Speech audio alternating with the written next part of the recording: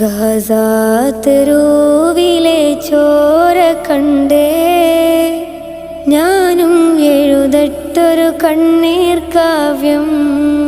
പിഞ്ചോമന മക്കളെ ചോരക്കായി ദാഹിച്ചലയുന്ന ചെന്നായ്ക്കൂട്ടം. മരിച്ചത് ഞാനല്ല, നീയാണ് മുസ്ലിമേ. ഫാസിസ തടവറയിൽ അടിമയായി നിൽപ്പോ നീ. എന്ന് തീരും ഈ കണ്ണുനീരിൻ മോചനം നേടുകില്ലേ? ഫലസ്തീൻ ചിരിയെന്നത് കാണാക്കിനാവല്ല, അറബിപ്പൻ വിളയുന്ന കാലം വരുന്നുണ്ട് തഖ്വ കൊണ്ട്.